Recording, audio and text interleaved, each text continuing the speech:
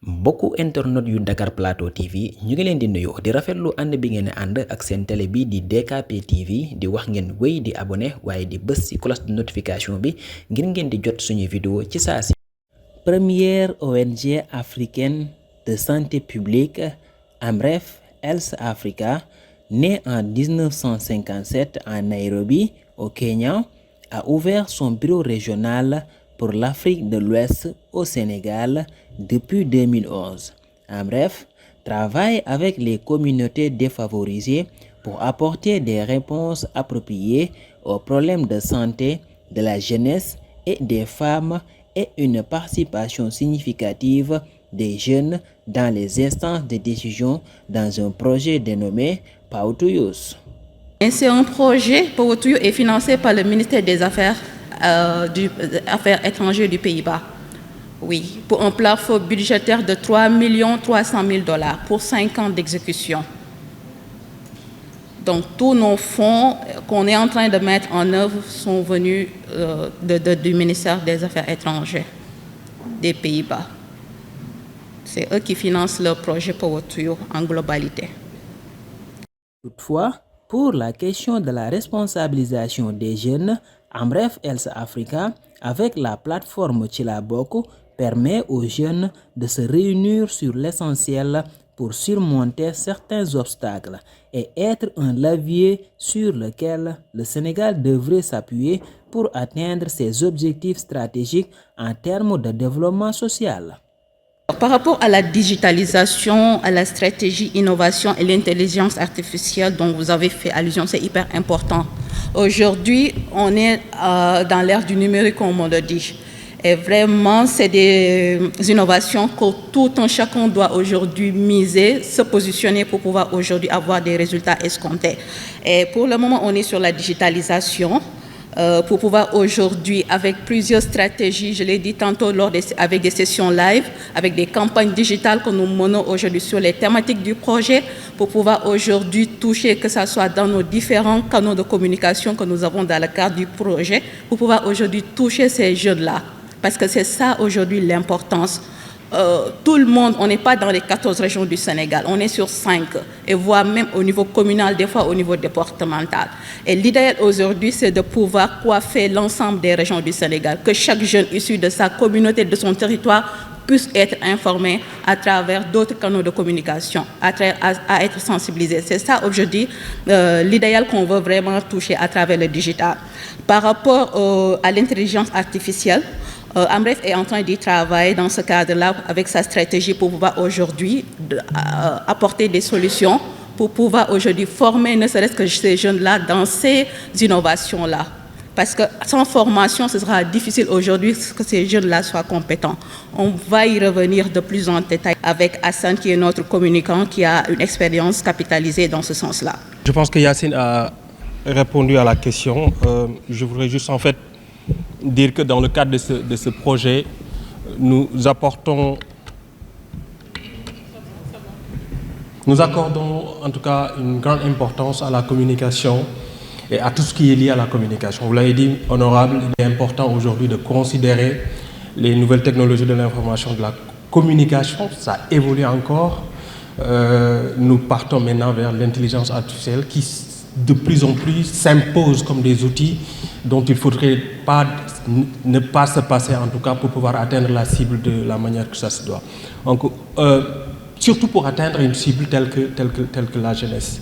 On a, dans le cadre de la campagne Chilaboko, on a engagé, en tout cas on a un pool d'ambassadeurs, on les appelle des ambassadeurs, des influenceurs, qui ont travaillé pour pouvoir justement ce travail de plaidoyer, de communication puisse être en tout cas effective à l'endroit de cette cible de jeunesse. Alors, évidemment, sur ces supports de communication que ces influenceurs, que ces ambassadeurs utilisent, forcément, les outils de IA, en termes de internal, c'est-à-dire de la communication interne et externe, sont des outils, en tout cas, qu'on utilise, que ce soit le social media, que ce soit les outils de travail collaboratif, que ce soit également tout simplement des outils sur lesquels on peut s'appesantir pour pouvoir faire le travail de plaidoyer qu'il faut. Et véritablement, c'est quelque chose de très important et sur lequel, effectivement, on va beaucoup mettre le focus, en tout cas en termes de perspective, pour pouvoir véritablement faire le travail qu'il faut en termes de plaidoyer. Merci. Oui, par rapport à la question de responsabiliser les jeunes, aujourd'hui, même au-delà de Powotuyo, on a d'autres programmes au niveau de AMREF qui travaillent dans ce sens, surtout l'entrepreneuriat des jeunes. Parce que si on veut vraiment réduire le chômage aujourd'hui au Sénégal, il faut que chaque jeune soit maître de son métier. Et sans formation, les jeunes ne pourraient pas aujourd'hui avoir des activités génératrices de revenus. Raison pour laquelle, avec AMREF, on est en train de développer d'autres projets au-delà de PTY pour pouvoir toucher ces jeunes-là, en les formant sur des métiers spécifiques, sur un parcours entrepreneurial, pour leur permettre aujourd'hui qu'ils soient, à la suite de la formation, des personnes salariales, ou bien ils pourront aujourd'hui coopter d'autres fonds qui sont aujourd'hui sur la place avec les agences de l'État, qui sont disponibles pour pouvoir aujourd'hui développer leur propre activité. C'est ça aujourd'hui le focus qu'on est en train de faire pour pouvoir aujourd'hui donner une importance capitale aux jeunes, les responsabiliser. Parce qu'aujourd'hui, tant que les jeunes ne sont pas aujourd'hui occupés, ils pourront toujours faire la migration irrégulière, comme on dit. C'est une porte ouverte à eux, parce qu'ils n'ont pas d'occupation. Mais aujourd'hui, quand vous les formez, les responsabilisez, il y a une potentialité au Sénégal. Autant de niches de recettes qui sont là, mais des fois, ils n'ont pas la bonne information pour pouvoir y toucher. Donc, il y a toute une sensibilisation qu'on est en train de faire sur les opportunités existantes, tout en les formant pour qu'ils soient compétents aussi. Donc, avec ça, espérons qu'on aura une importance capitale par rapport à la réduction du taux de chômage. Aujourd'hui, il y a énormément de jeunes au Sénégal qui travaillent sur le même objectif qui est l'amélioration de la participation significative des jeunes. Mais aujourd'hui, avec Powotuyo, quand on est venu, et ce qu'on a réussi, c'est de mettre en place ces jeunes-là à s'asseoir. Même s'ils sont sur des partis politiques différents, ils ont pu aujourd'hui s'asseoir et discuter aujourd'hui sur leur intérêt personnel, sur leurs besoins personnels aussi, grâce à la plateforme Silabok. Si vous voyez la composition de la plateforme, il y a énormément de jeunes qui ne sont pas des partis, même partis politiques. Et ça, on l'a réussi pour pouvoir aujourd'hui faire de telle sorte que cette synergie-là pourrait être soudée pour qu'ils puissent aujourd'hui s'asseoir et communiquer. Aujourd'hui, lors des nominations passées, vous l'avez bien dit, à travers la plateforme, on a des membres qui ont été cooptés et sont nommés. Et ça, c'est un atout qu'on va valoriser. Et on n'est pas arrêté jusque là-bas. Les années aussi à venir, et cette année-ci, même lors de ce semestre-là, on est en train de voir comment on pourra élargir les membres pour pouvoir aujourd'hui toucher chaque organisation de jeunes pour qu'ils soient membres. La plateforme, c'est open, c'est ouvert à tout un chacun. L'essentiel en est que tu sois leader là où tu es. Et à travers les formations qu'on va faire à l'intérieur de cette plateforme-là, chaque jeune pourra être leader de soi-même. C'est ça l'objectif. L'autre, c'est le choix des zones d'intervention. Au fait, quand on faisait le proposal du projet, on avait fait des diagnostics et des cartographies qui sont ressorties de telle sorte que par rapport aux deux objectifs-là, il y a certaines régions qui ont des taux préoccupants par rapport aujourd'hui. Si je prends les pratiques néfastes, Matam a été inclus parce que c'est ça, là-bas, il y a des problèmes de mutilation génitale féminine, de grossesse précoce et autres. Idem aussi, si je prends les taux de participation significative des jeunes. On s'est rendu compte dans les zones où on a enrôlé, où on intervient, les jeunes ne participaient même pas aux instances de prise de décision. Si je prends Diourbel, c'est un cas problématique. Là-bas, ne serait-ce que pour parler du genre, ça posait problème.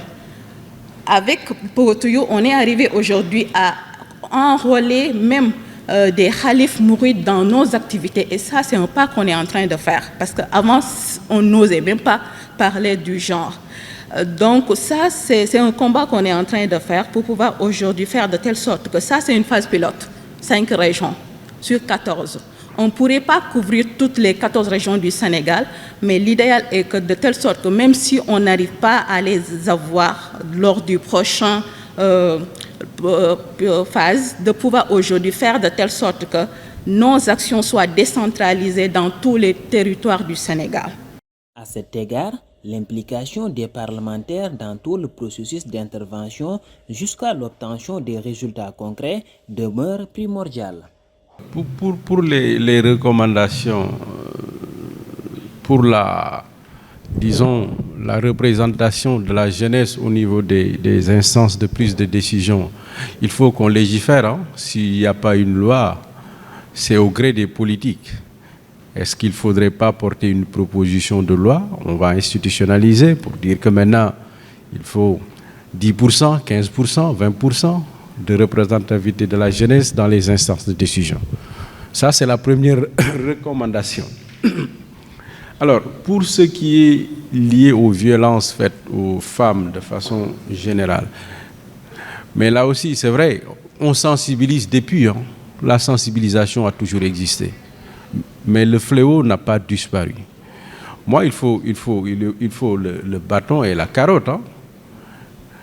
Il faut qu'on arrive aussi à sanctionner ces pratiques. C'est vrai, ce qui rend difficile cela, vous pouvez passer de l'autre côté de la frontière et puis revenir tranquillement.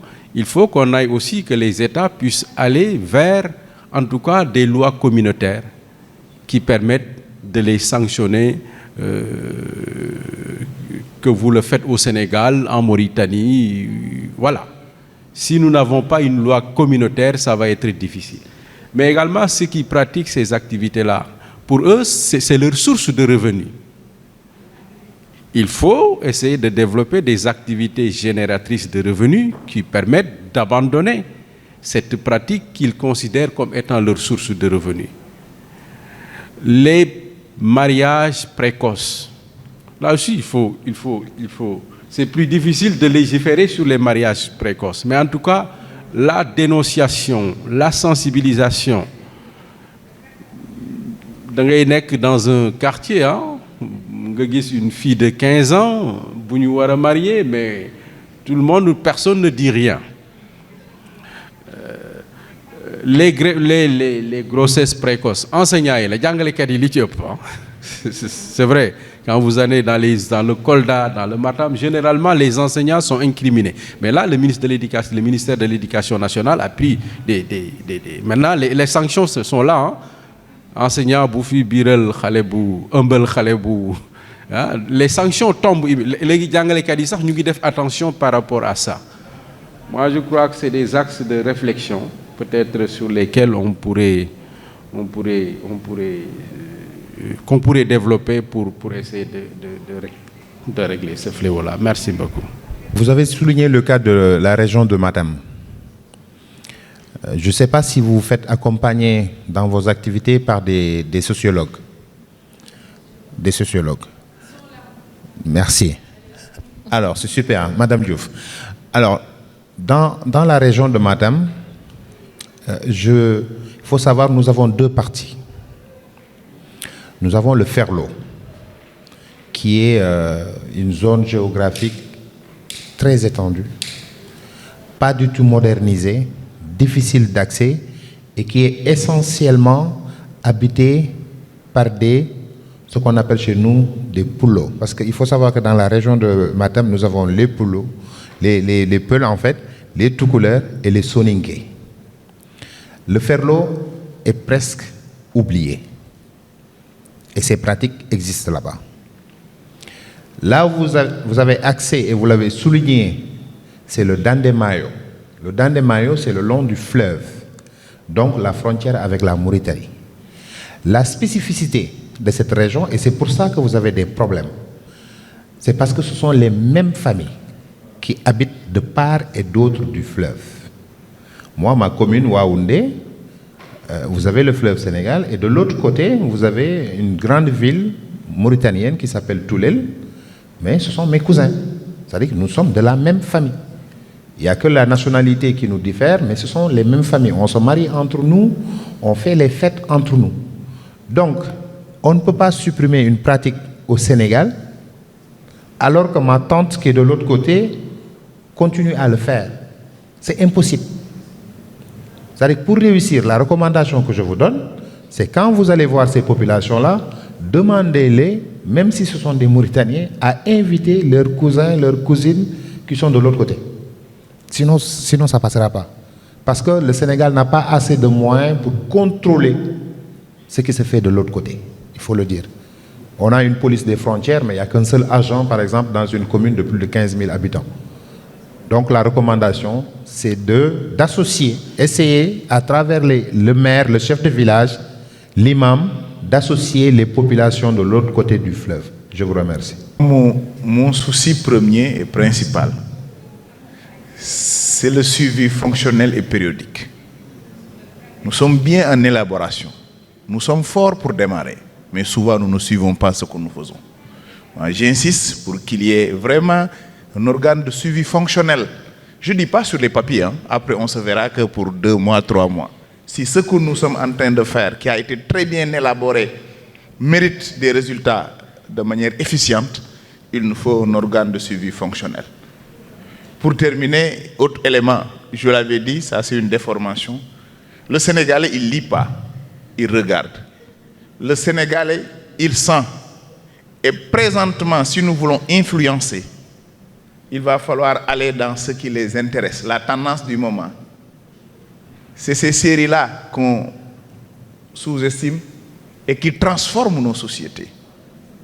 À la maison, tous, ou presque tous, les gens sont scotchés le dimanche sur BTBT, qui informe et influence plus qu'un documentaire de 30 minutes sur une chaîne classique. Il faut penser, à défaut de faire carrément dans ces productions, pour prendre en préoccupation ces questions, de pouvoir les infiltrer pour qu'ils puissent prendre en compte ces thèmes-là. Et penser à un film Six Story Youth, avec des jeunes connus qui inspirent, qui fascinent et façonnent. Un Abomba Ketcham, je le disais tantôt, un Yaya Diallo, qui est ma petite sœur, mais ma doyenne à l'Assemblée nationale, qui est renforcé aujourd'hui par Sokhna. On n'a pas besoin de trop parler. Il suffit de les montrer, de faire zoom sur, pour comprendre que yes, they can. C'est bien possible. Sénégalais, c'est tout ce que je voulais dire. Et encore, merci encore à Amref. Que vous travaillez en synergie avec des organisations de la société civile. Je pense qu'il serait aussi pertinent de l'étendre aux organisations politiques, notamment aux organisations de jeunes. Je peux en citer un, le PIPA, qui est un programme for Young Politics in Africa, qui a une section sénégalaise ici, dirigée actuellement par un jeune, Ismaïla Badiane. Ça a été créé depuis 2016. J'étais la première à coordonner ça ici au Sénégal. Et cette structure travaille beaucoup sur la participation des jeunes dans les instances politiques. Je pense qu'il serait bien que Amref essaye de voir comment s'organiser avec eux afin de porter ce combat qui est très avancé d'ailleurs dans l'organisation. Je vous remercie. Et pour mieux atteindre son cible, qui est la jeunesse, l'honorable député Moussa Diakhaté, président de la commission des lois, de la décentralisation du travail et des droits humains, accompagné d'une dizaine de députés de la 14e législature, s'engage à porter le plaidoyer pour une meilleure réussite du projet Power to Use. Alors, vous le constatez, nous étions en déjeuner de partage d'informations et d'évaluation avec Amref Health Africa, qui milite beaucoup pour la responsabilisation des jeunes au niveau des institutions, mais surtout qui lutte contre les violences faites aux femmes. On a profité de cet atelier pour implémenter des parlementaires afin qu'ils deviennent des ambassadeurs, des croix de transmission entre les décideurs et les populations.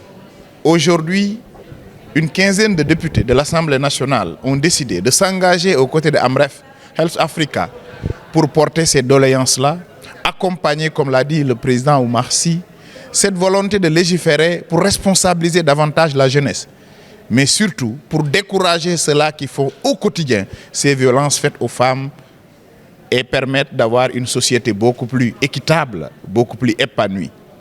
Encore une fois, merci à Amref d'avoir compris que les parlementaires que nous sommes peuvent jouer ce grand rôle en termes de plaidoyer, d'influence, afin qu'on puisse régler ces difficultés constatées au quotidien au niveau de la société. Merci à nos collègues députés qui sont présentement en vacances parlementaires à travers le président de la commission de la jeunesse et de l'éducation. M. Omar Sy, je dis merci à ces jeunes, mais merci toujours à Amref d'avoir toujours le réflexe de faire appel aux parlementaires qui vont tous ensemble redire ce mot, Power to Youth, ci lañ bokk, nous les parlementaires, et on va porter le combat, Inch'Allah. Power to Youth, ci la bokk. di rafetlu ànd bi ngeen ànd ak seen télé bi di DKP TV di wax ngeen wéy di abonné waaye di bës ci cloche de notification bi ngir ngeen di jot suñuy vidéo ci saa si